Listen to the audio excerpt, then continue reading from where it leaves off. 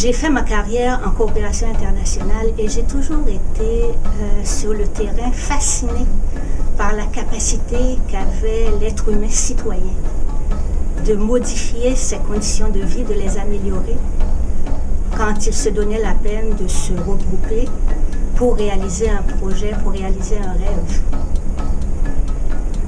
Et ça m'a toujours suivi, cette capacité de transformer le monde en commençant devant chez soi, en commençant dans son quartier, en commençant dans son village.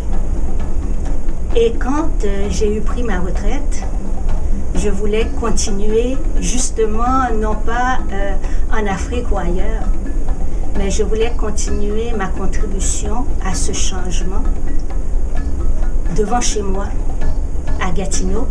J'admirais la conseillère qui me précédait. C'était quelqu'un que je trouvais extraordinaire, qui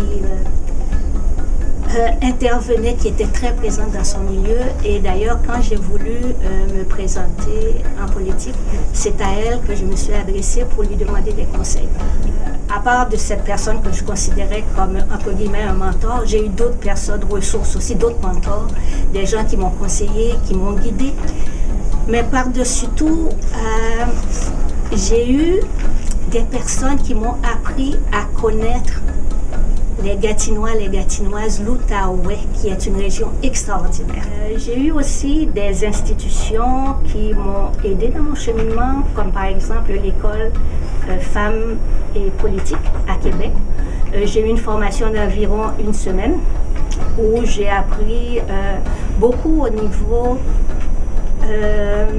théorique, le cadre institutionnel et législatif d'une municipalité, comment ça fonctionnait à l'intérieur d'une ville, des choses qu'un citoyen ordinaire ne se préoccupe pas quand tout roule. Mais quand on veut rentrer dans la machine, c'est bon d'avoir une bonne idée comment ça fonctionne, cette bibite-là qui est une municipalité. Et j'ai eu aussi Agir, qui est un organisme vraiment extraordinaire, qui donnait à l'époque où je voulais rentrer en politique des formations ponctuelles. Et ça m'a aidé aussi à aller chercher des connaissances. Je n'ai pas mémoire d'avoir rencontré des difficultés. J'ai eu beaucoup d'apprentissage à faire. Si j'avais une question, je n'hésitais pas à les poser à différentes personnes susceptibles de m'aider ou de m'apporter une réponse quelconque. Non, je trouve que l'environnement politique du Québec, c'est un environnement très supportant. Il y a énormément d'informations, énormément de ressources. Donc, difficulté, pas vraiment, dans la mesure où il y a des personnes, des ressources susceptibles de nous apporter une réponse. Quand on veut aller en politique, il faut savoir dans quel milieu on vit, et qui sont les gens autour de soi. Je pense qu'il faut aussi parler beaucoup avec notre famille immédiate pour faire part de ce projet, partager ce projet et aller chercher leur opinion, au-delà de leur opinion, aller chercher leur support.